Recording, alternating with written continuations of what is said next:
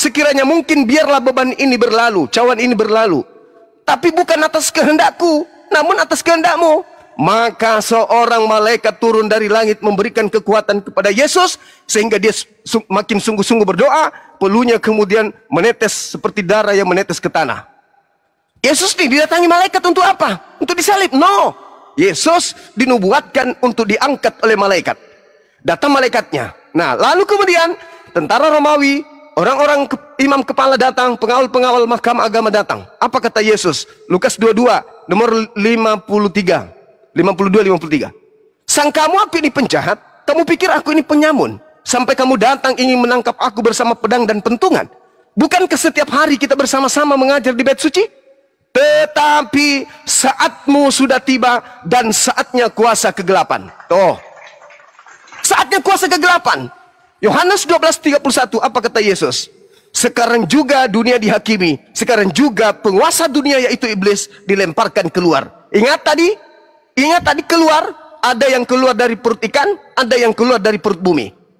Kuasa penguasa kegelapan keluar dari perut bumi. Dan itu adalah tanda untuk angkatan jahat. Ketika dia keluar pada hari Minggu, apa kata dia? Kepadaku telah diberi kuasa, baik di langit, di surga maupun di bumi. Pergilah, jadikanlah seluruh bangsa menjadi muridku. Pertanyaannya, ini makhluk mana ini yang menerima kuasa?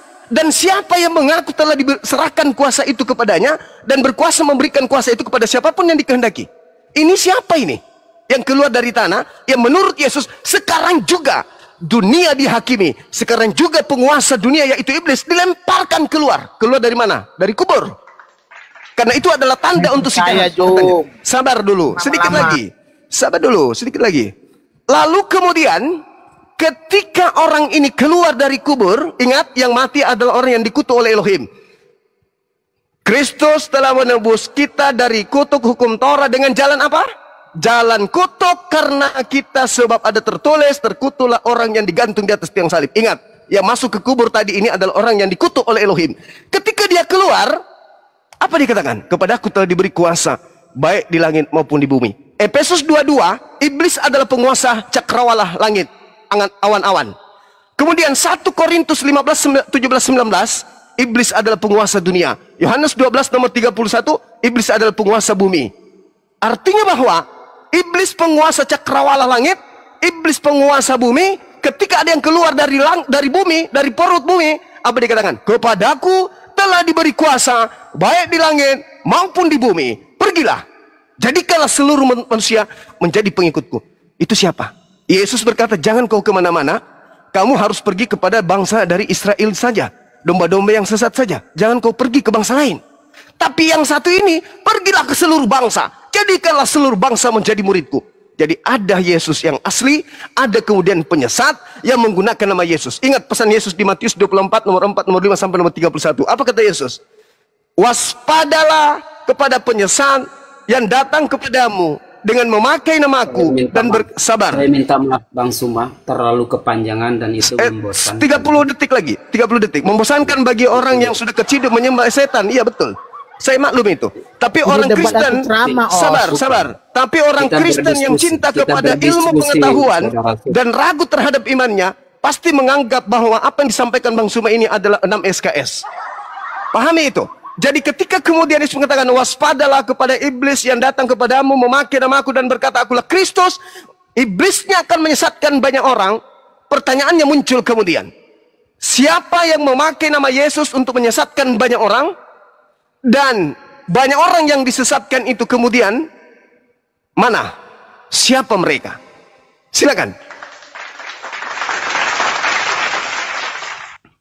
Bang Suma, saya ingin bertanya lagi. Bertanya bukan menanggapi. Iya, ini begini. Sekaligus menanggapi. Ya, jadi, silakan. Begini. Ketika Anda mengatakan bahwa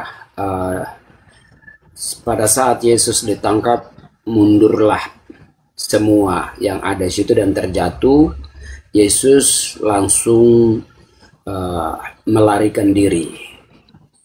Pada waktu itu berarti Yesua langsung terangkat ke langit, ataukah memang dia masih berada di sekitar atau masih berada di muka bumi.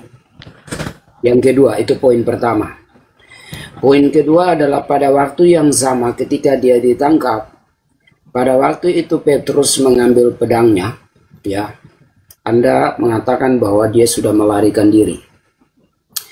Ketika Petrus menghunuskan pedangnya, ya, lalu memotong Malkus dan telinganya itu terpotong, pada waktu itu Yesua lah yang menyembuhkan telinga itu. Kalau Yudas yang Anda katakan bahwa dialah yang menyembuhkan si Malkus, maka ini adalah kejanggalan penyampaianmu secara total itu gagal. Karena pada waktu orang berjatuhan, lalu Yesus itu meninggalkan, melarikan diri, maka semua apa yang Bang Suma jelaskan itu adalah gagal total. Karena pada waktu Malkus dipotong telinganya, ya, Malkus dipotong telinganya, itu Yesua langsung menyembuhkan. Nah, ketika ya waktu tentara Roma datang, lalu ya bertanya, Yesua mengatakan, akulah dia. Dan pada waktu itu mereka terjatuh dan Yesua lari, karena Anda mengatakan bahwa Yesua meninggalkan dan lari. Nah, pada saat itu Yesua mengatakan kepada Petrus, karena Petrus memotong telinga Malkus dan dialah yang menyembuhkan. Apakah Yudas sanggup untuk menyembuhkan telinga? Itu poin kedua. Poin ketiga. Makasih Bang Fedi. Poin ketiga. Ketika Yesua yang sudah mati dan terkubur lalu keluar dari kubur, Anda mengatakan bahwa Yudas yang keluar dari kubur. Apakah Yudas adalah seorang dia bisa membuat sebuah mujizat? Itu poin ketiga. Poin keempat, ketika Yesua berada di tiang salib, apakah dia berani mengatakan bahwa hari ini kamu bersama seorang penjahat? Dia mengatakan hari ini juga kamu bersama-sama dengan aku di Taman Firdaus. Apakah Yudas berani mengatakan demikian kepada salah satu penjahat demikian? Poin kelima, ketika crucify, penderitaan yang harus dilalui dan dihukum. Pada waktu itu, apakah para imam-imam, apakah Yudas, apakah mereka tidak tahu tampaknya Yesua? Sedangkan Anda mengatakan bahwa Yesua sudah lari. Sedangkan penderitaan yang harus dia jalani, cawan ini dia harus lalui. Tetapi Anda mengatakan bahwa dia tidak melakukan hal itu. Pada saat the last supper, Yesua berkata kepada para murid-muridnya untuk mengatakan bahwa di antara kamu ini ada salah satu yang mengkhianati aku. So one of those you will be betrayed me. Yang kedua, yang keberapa itu? Saya mau katakan, ketika Yesua mengangkat roti dan anggur untuk dia katakan bahwa inilah tubuhku dan darahku, darah perjanjian baru yang kutumpahkan bagi kalian. Makan dan minumlah, kenangkanlah aku sampai aku datang. Itu melambangkan darah yang harus tercucur. Dan itu dia harus mengatakan bahwa kamu harus memperingatkan aku sampai aku datang. Maka Yesua memiliki kerajaan yang tidak berkesudahan. Maka Yesua mendirikan bahwa di dalam Matius 18:16, dialah yang mendirikan eklesia untuk mengatakan kepada para muridnya. He encouraged the people untuk percaya bahwa Yesua punya kerajaan tidak berkesudahan. Yang artinya diperingatkan sampai Tuhan, sampai Yesua itu akan datang yang kedua kali. Jadi penyampaian Bang Sungai ini sangat gagal total. Dari segala apa rangkaian yang Anda katakan itu sangat gagal. Maka saya katakan bahwa ini adalah salah satu manipulatif pikiran orang-orang Kristen untuk tidak mempercayai tentang Yesua yang disalib. Padahal karena itu semua adalah di dalam nubuat-nubuat yang harus Yesua harus menderita, harus sacrifice, dan Yesua itu diketahui oleh Bapa bahwa dia harus menderita dan dia harus taat sampai mati, dan itu tidak disangkal bahwa harus dia melakukan. Maka dikatakan di dalam Lukas 11 ayat 36 mengatakan bahwa cawan ini harus dilalui sama dia, penderitaan yang harus dilalui. Jadi saya pikir bahwa sia-sialah penyampaian Bang Zuma untuk memberitakan tentang Yesua yang Anda katakan bahwa itu tidak disalib, digantikan oleh Yudas, dan itu sesuatu yang janggal buat saya. Terima kasih Bang Suma. Oke, baik, thank you. Masya Allah, tepuk tangan dulu. Saya ingin menyampaikan satu hal dan mohon ditanggapi. Benar tidak Yesus pernah berkata, waspadalah kepada Kristus palsu, di mana Kristus palsu akan melakukan banyak tanda yang dahsyat dan mujizat-mujizat. Apakah Anda percaya? Iya, betul. Termasuk Bang Suma adalah saya nggak ada mujizat. Saya cuma menghafal Bible saja. Itu kan. Saya ulang lagi. Sabar, gantian kita Bang. Gantian kita ngomong. Kristus palsu. Matius 24 nomor 24 akan melakukan banyak tanda yang dahsyat. Jadi kalau hanya sekedar potong kuping lalu menyambungkan, itu mah kecil bagi setan. Dan mujizat-mujizat tujuannya apa? Sekiranya mungkin dengan tanda dahsyat dan mujizat itu dia menyesatkan banyak orang.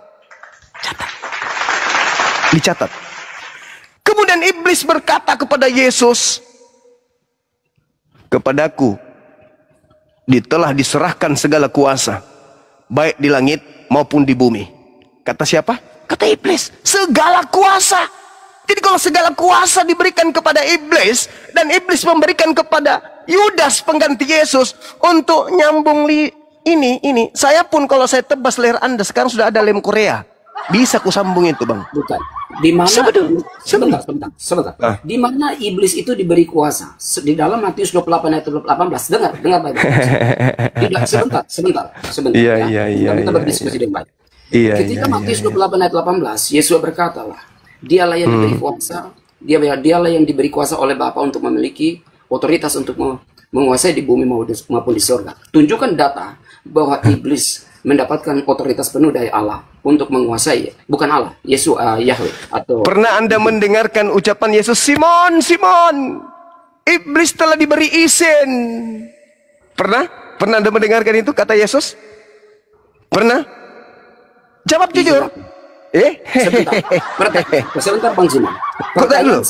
Pertanyaan saya, ketika Anda mengatakan, Bang Suma yang terhormat, ketika Anda mengatakan bahwa iblis diberi kuasa otoritas penuh oleh Sang Bapa atau Yahweh atau Elohim, Anda mengatakan demikian. Di mana pernyataan itu dalam kitab suci bahwa Bapa Yahweh atau Elohim memberikan otoritas penuh untuk menguasai di bumi maupun di sorga? Di mana? Ada tertulis. Kejadian 3 nomor 13. Di mana ada tertulis? Anda bertanya, saya jawab. Sabar dulu, jangan kayak orang di gereja. Aku Tuhan akan mengadakan permusuhan antara keturunanmu dan keturunannya. Kamu sanggup meremukkan tumitnya. Dia sanggup meremukkan kepalamu. Berarti iblis sudah diberi kuasa. Yesus pun mengatakan itu. Iblis telah diberi. Di mana dalam kejadian itu bukan merujuk kepada iblis. Yang meremukkan kepala ular itu bukan merujuk kepada iblis. Gagal total lagi, Gatot Bang Suma. Terus iblisnya meremukkan apa? Jangan iblisnya meremukkan apa? Iblisnya kemudian menghancurkan apa? Sebentar Bang Suma, ketika dalam kejadian itu bukan merujuk kepada iblis. Kasihan Bang Suma, jangan lalu musuh dengar. Lalu musuh daripada keturunan Adam siapa? Ayo. Musuhnya siapa? Ayo, di Kejadian 3 nomor 15 itu musuhnya iblis siapa? Musuhnya anak manusia siapa? Sebentar, ayo. Bang Suma tidak menjawab apa yang saya sampaikan. Berapa poin-poin yang tadi, tapi Anda tidak menjawab. Sudah apa dijawab itu, Bang. Saya mau menjawab lebih, tapi Anda selalu potong. Anda bicara lama, saya bicara sedikit langsung dipotong. Belum sempat saya menyelesaikan semua kebotolan Anda itu, belum. Anda mengatakan bagaimana mungkin. Jangankan ini. Diam dulu, tuyul. Roh bertanduk 7 bermata 7 yang ada di dalam tubuhmu itu ademkan dulu, ademkan. Ini guru mau menjelaskan. Guru mau menjelaskan. Oke? Job, kapan lulusan guru, Job? Bukannya Ini satpam. buktinya saya ngajar. Diam, diam. Yang membunuh Tuhanmu juga satpam. Sabar, sabar, diam. Jadi teman, pahami teman. Jangankan mujizat-mujizat. Kan tadi saya sudah membacakan samamu. Dan kau mengiyakan. Iblis bisa melakukan mujizat. Iblis bisa melakukan tanda yang dahsyat. Jangankan tanda yang dahsyat. Iblis berhasil membunuh Tuhanmu. Catat itu. Tuhan pun iblis bisa bunuh. Oke? Gak usah terlalu lebay kali. Di dalam kitab yang tertulis Kejadian 3 nomor 15. Iblis diberi kuasa untuk meremukkan tumit. Makanya Yesus itu ditenteng kayak es cendol sama iblis. Ketek, ketek, ketek, ketek, ketek. Ditenteng kemana-mana Yesus itu. Paham kau? Iblis mencobai Tuhan lu. Bukti bahwa iblis lebih berkuasa dalam hal ini. Tapi sayang, Yesus mengatakan Yohanes 14 nomor 30. Iblis sedikit pun tidak berkuasa atas diriku. Berarti yang disalib bukan Yesus. Cak kongkong. Kenapa kalian pingin kali Yesus yang disalib? Persis iblis kalian ini. Iblis tidak akan pernah bisa berkuasa atas diri Yesus. Yohanes 14:30. Sedikit pun iblis itu tidak berkuasa. Sedikit pun. Berarti yang dibunuh di atas tiang salib itu bukan Yesus. Karena pembunuhan terhadap oknum yang ada di salib itu adalah upaya setan. Yohanes 13:2. Setan merasuki Yudas. Matius 26 nomor 24, nomor 4 nomor 59. Imam kepala melakukan tipu muslihat dan juga kesaksian-kesaksian palsu untuk supaya bisa membunuh Yesus. Kata Yesus, "No, sedikit pun kalian tidak berkuasa atas diriku." Berarti yang dibunuh ini bukan Yesus. Kenapa kalian pingin kali Yesus dibunuh? Kenapa? Hah? Ada apa dengan kalian? Kenapa seperti setan kalian ini? Pingin kali Yesus mati, sementara Tuhan mengatakan, jangan kau membunuh orang yang benar. Jangan kau membunuh orang yang tidak bersalah. Itu kata Tuhan. Amsal 6 nomor 16. 6 perkara yang dibenci oleh Tuhan, bahkan 7 kekejian di dalam hatinya. Yaitu menumpahkan darah orang yang tidak bersalah. Berarti Yesus gak mungkin. Nih sekarang nih, saya ingin tanya sama saudara. Saya sudah katakan bahwa seluruh mujizat yang kau sampaikan tadi. Memutuskan tali, ini apa ini? Leher ini ya. Leher. Memutuskan leher, kuping. Itu bisa sekarang lem Alteco sini, ku tebas lehermu, ku sambung Alteco, bisanya itu. Iblis bisa berkuasa melakukan apa saja. Jadi kalau jangan kau banggakan, keluar dari kubur, itu mungkin iblis, peret. Iblis itu dilemparkan ke dalam kubur. Yesaya 14 nomor 12, 13, 14, 15. Iblis dilemparkan ke dalam kubur. Jadi yang keluar dari kubur itu iblis. Catat itu. Sekarang saya berhadapan dengan saudara. Anda mengatakan Yesus yang harus mati. Kenapa nafsuan kalian? Sementara Yesus mengatakan, aku harus pergi meninggalkan dunia ini sesuai apa yang tertulis tentang aku. Apa yang tertulis? Di kitab mana? Di kitab Mazmur. Yesus menyebut kitab itu. Lukas 24 nomor 44. Aku memang harus pergi sesuai dengan apa yang tertulis tentang aku di dalam kitab Mazmur. Bukan di dalam kitab Roma, Galatia, Filipi, Padale. Bukan. Tapi di kitab Mazmur. Pertanyaan saya kepada saudara. Di dalam Kisah Para Rasul 4 nomor 11. Kisi pertama. Kisi kedua. Di dalam Mazmur 118. Ada ungkapan yang mengatakan bahwasanya dia adalah batu yang dibuang oleh tukang-tukang bangunan yang telah menjadi batu penjuru. Mazmur 118 nomor 22. Pertanyaan saya, tolong Anda jawab. Batu yang dibuang oleh tukang-tukang bangunan dan sekarang sudah menjadi batu penjuru, yang dimaksud di situ siapa? Di dalam Mazmur 118:22 batu penjuru yang dimaksud di situ siapa? Jawab. Jawab, itu aja dulu. Begini, apa yang ditanyakan itu terlalu panjang, menjelaskan terlalu panjang, tetapi ya supaya kita tahu, Bang. Sebentar saya akan supaya jawab. kita tahu. Sebentar. Apakah Yesus yang disalib atau bukan? Kan gitu. Sebentar. Enggak, kita tiktokan untuk sesi ini, kita tiktokan. Kan sudah Ya, dua kan? Belum ya? Oh iya. Tapi saya segini, Guru yang terhormat, ya, guru yang terhormat. Anda menjelaskan banyak sekali, ya, guru yang terhormat. Tetapi tidak dapat poin saya. Tidak Ya, dapat poin karena Anda Kristen. sebentar. Ya, karena Anda Islam. Makanya Anda terlalu. Ya, Kristen kan nggak pakai otak. Kristen nggak pakai otak. Dalam beragama nggak pakai otak. Gini, Islam itu hanya datang untuk merusak kehidupan manusia. Oh, nggak bisa. Yesus mengajarkan jangan membunuh. Yesus mengajarkan jangan membunuh. Yesus mengajarkan aku tidak akan mungkin dibunuh. Islam datang membersihkan Yesus dari fitnahan Kristen laknatullah. Tetapi sebentar. Tuh, Ketika pertanyaan saya, saudara, pertanyaan saya. Di dalam Yesus mengatakan harus tergenapi semua yang tertulis tentang aku di dalam kitab Mazmur. Mazmur 118, batu penjuru yang dibuang oleh tukang bangunan sudah menjadi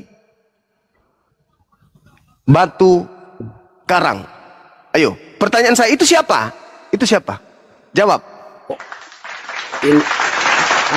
Ini ada perkataan Bang Zuma aja sudah meleset. Batu yang kubuang menjadi batu karang. Ini kan maksudnya batu penjuru. Batu penjuru itu, dengar. Batu penjuru, kan dia sudah mengatakan kepada Petrus, aku akan mendirikan jemaatku di atas batu karang. Itu sinkron itu. Wey, jangan lebay kali kau. Pertanyaan saya, di dalam Mazmur 118 nomor 22, batu itu yang dibuang oleh tukang-tukang bangunan telah menjadi batu penjuru. Pertanyaan saya, itu siapa? Supaya kita tahu apakah yang disalib itu Yesus atau Yudas. Kok usah kemana-mana, ente mujizat-mujizat itu tadi lagi. Nanti ku kasih kau lem LT ko.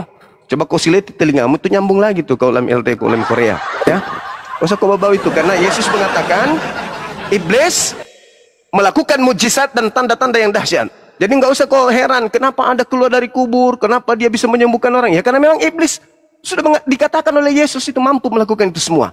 Nah, Lukas 24:44 harus digenapi semua yang tertulis tentang aku di dalam kitab Mazmur, kata Yesus. Pertanyaan saya, Mazmur 118:22, batu yang dibuang oleh tukang bangunan itu telah menjadi batu penjuru. Pertanyaan saya, itu siapa? Jawab. Syukran sahabat-sahabat. Jawab. Jadi artinya gini, Bang Zuma itu melewati apa yang sudah saya pertanyakan dari tadi. Itu tidak masuk akal semua. Yang saya karena kamu Kristen. Kan ya, lucu orang ini. Tidak menjawab hal ini. Bang Zuma tidak menjawab poin-poin yang ada. Anda tidak bisa membuktikan. Itu kan mujizat. Itu kan mujizat. Sebentar. Ya, itu poin pertama. Oke, Anda membantah tentang itu adalah mujizat. Nah, iblis kan bisa. Sebentar. Pada waktu yang melakukan bahwa telinga yang dipotong itu dilakukan oleh Yesus sendiri.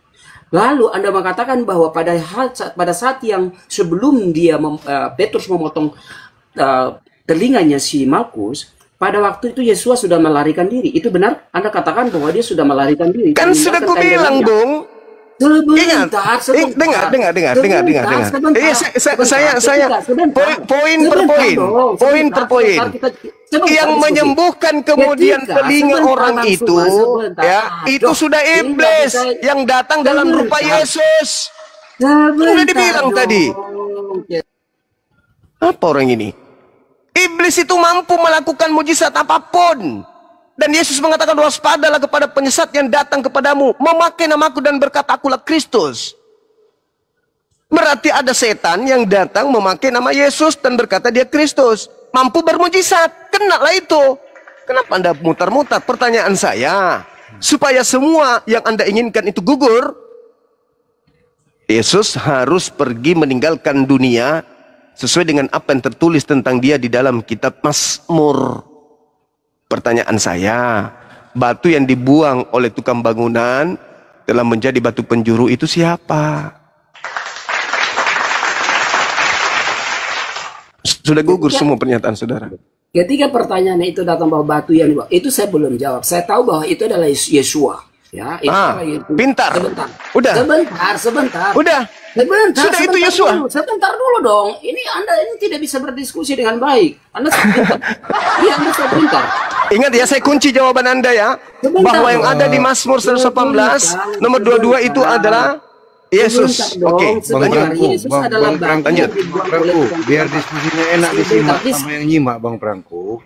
Coba tanggapi satu persatu supaya bisa ditanggapi ulang. Supaya kalau ada yang menyimak ini yang nggak paham bisa paham.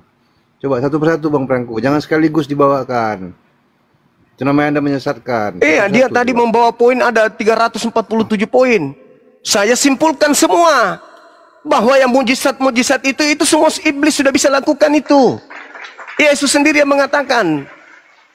Silakan. Makanya kita bicara, Bang. Bukan saya tidak mau berdiskusi dengan baik. Saya mendengar kok Abang penjelasan dari A sampai Z. Ketika saya bicara, Abang harus mendengar juga pertanyaan-pertanyaan. Bahwa Pertanyaan Anda itu seperti air hujan, terlalu banyak.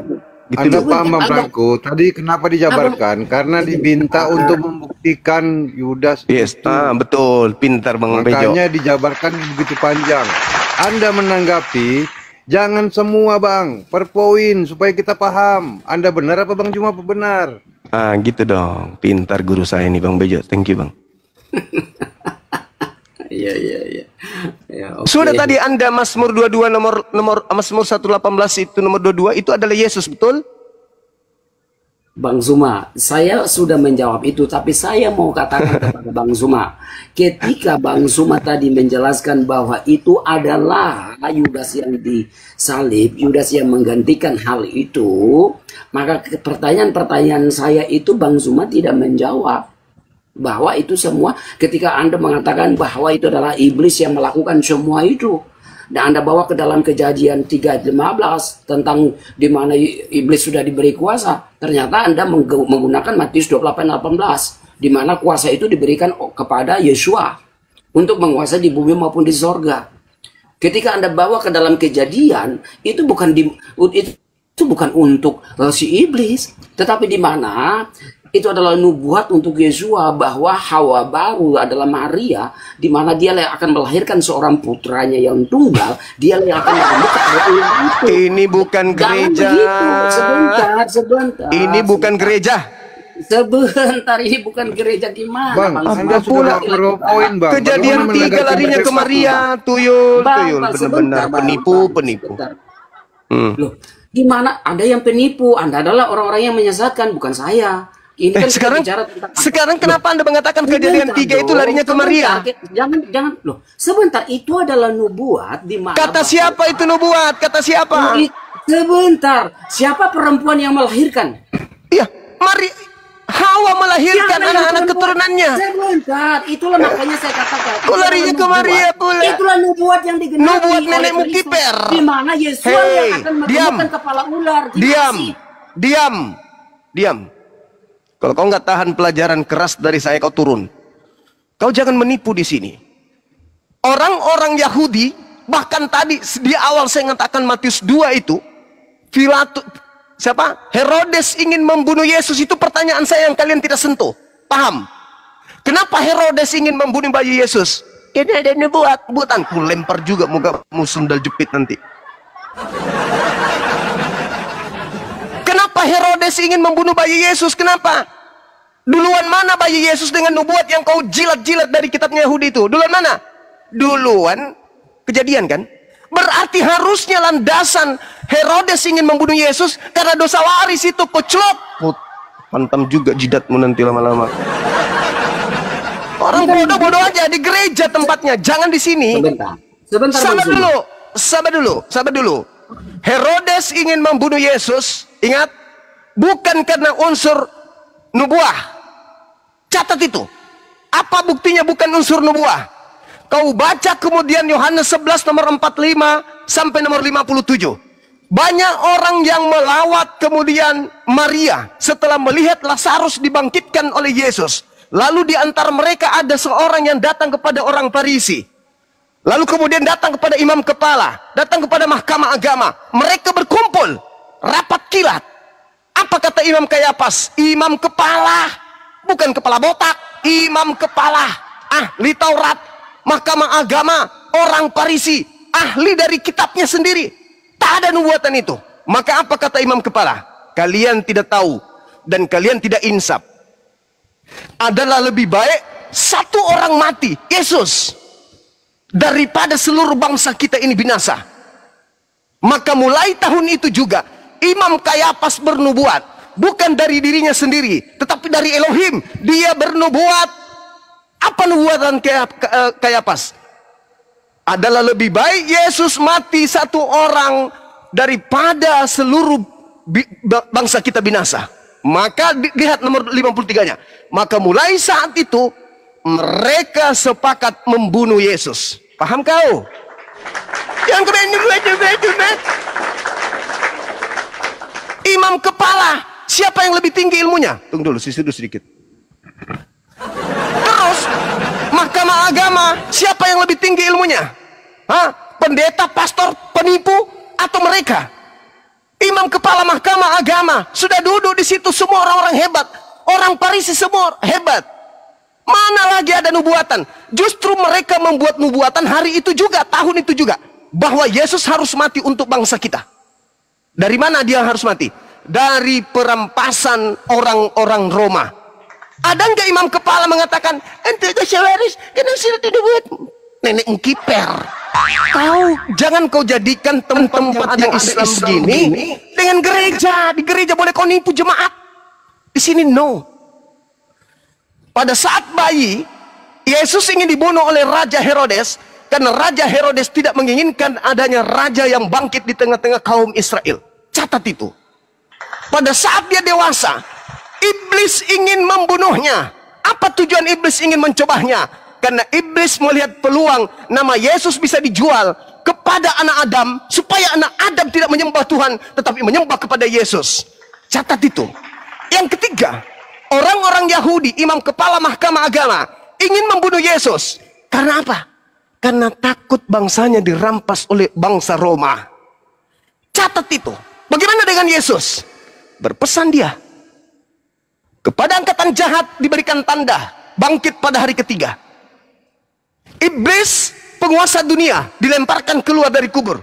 Yohanes 12 nomor 31. Itu kata Yesus. Iblis mengatakan, kepadaku telah diberi kuasa segala yang ada di awan-awan. Efesus 2 nomor 2, iblis penguasa cakrawala langit. Yohanes kemudian 12:31, iblis penguasa bumi. Segala kuasa langit dan bumi telah diberikan kepadaku. Yudas telah menerimanya. Pergilah kepada seluruh bangsa, jadikanlah seluruh bangsa menjadi muridku. Jadilah Kristen. Jadi Kristen ini adalah penyembah iblis dalam nama Yesus Kristus. Catat. Itu fakta real. Sekarang pertanyaan saya, benarkah Yesus mengatakan dia harus pergi berdasarkan apa yang tertulis dalam kitab Mazmur? Benar. Siapa yang tertulis dalam Mazmur 118 nomor 22? Batu penjuru yang dibuang oleh tukang bangunan, batu yang dibuang oleh tukang bangunan telah menjadi batu penjuru. Itu siapa?